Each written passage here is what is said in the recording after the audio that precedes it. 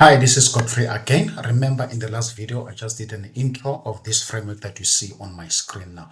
So what I'm going to try and cover here first, I'm going to talk about the problems, okay? What are the problems related to ECSA registration process? And like I say, I've done this for the last decade. So working with professionals, engineers, technologists, technicians, lifting machinery inspectors, sets engineers. These are the guys that they have the GCC, and they've been appointed as GMR either 2.1 or 2.7. So I've identified the trends of what are the actual problems that prevents people to get EXA registered. So I'm gonna try and talk about that here, just in a nutshell, and then from there I will move on to different short videos or short trainings, so that you can able to see how actually this method works. Okay, so first let's talk about the problem. Okay, what are the problems that prevents people to register with EXA? Okay, what are the challenges? What are the obstacles that are preventing you as a potential candidate to achieve your EXA registration?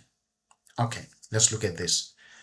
One, these are the symptoms. Okay, I've seen a lot of reports where people, approach me for assistance, and you look at, what are the challenges? It's the rework. It's people who started the application form. They start writing the reports, the content, and they don't actually finish it. They do it and then scrap it and done it again, redo it, and sometimes this, you know, gets people to a space where they actually abandoned the process of actual registration, and then they cause delays. Okay, there's uncertainty because they don't have the process or the system. They don't know what is required into their reports and actually the approach, and that actually has caused a few of submission for many of these people. So these are the symptoms that I've identified. Secondly, the root cause. Okay, one is the lack of structure. People who try to do the EXA report without understanding the structure.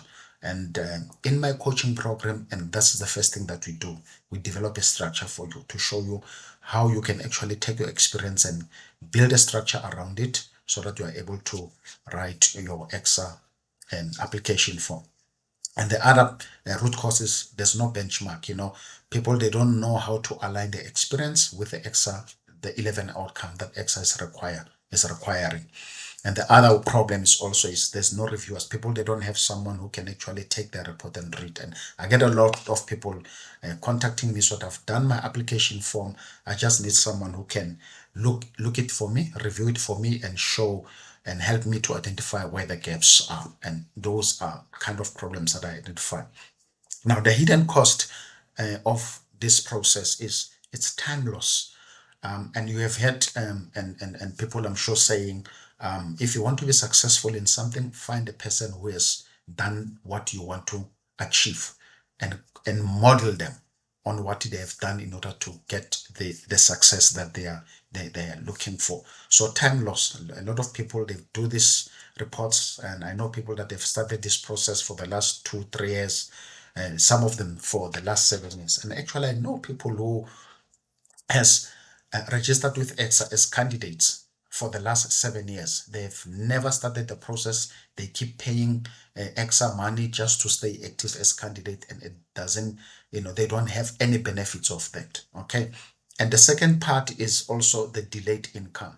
So if you don't get yourself registered, and you lose opportunities, and as a result, you delay the growth of your income as a person, you know and then the other important thing that I've also realized is credibility delay. If you're not registered, I've known guys that I won't mention the company. These engineers, they were doing work for another very very successful company. So the guys were not registered, but hence they were advising other engineering companies on how to do the work. So that causes a bit of challenge because now your credibility is on the line. So when you get your EXA registration, it gives you credibility in the work that you do.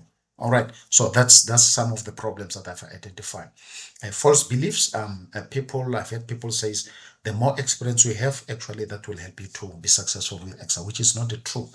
The important thing that when you do your EXA application form, you've got to indicate the competencies in the work that you do. Are you competent in all these different outcome that ECSA is looking for. So you've got to indicate the evidence of exactly of what you have done in your career. So these are some of the challenges. There are many. I mean, there's people who don't have mentors, who don't understand the process, who not sure whether the experience that they have or they've gathered in the last 3, 4, 5 years is actually enough to help them to put the application form and eventually get registered.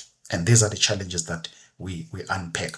And on my scorecard assessment, the assessment that in the first video I said you must take, we identify. So we ask you 8 questions so that we can see where you are, so we can identify where some of these problems are. Then in that way, it helps us to say, okay, these are the problems and this is how we can help you to, go over this problem or deal with them in order to get yourself ECSA registration. All right. So candidates don't fail the ECSA. They delay because they don't know the rules of the game. And that's the crux of the matter. If you don't know the rules of the game on how to get ECSA registered, you're going to delay your registration. And obviously it's going to affect other things in your registration. Okay. So the next video, I'm going to then take you to the process, how we can help you to move from candidate to becoming a professionals. Now that we've identified the problems, I will see you in the next video.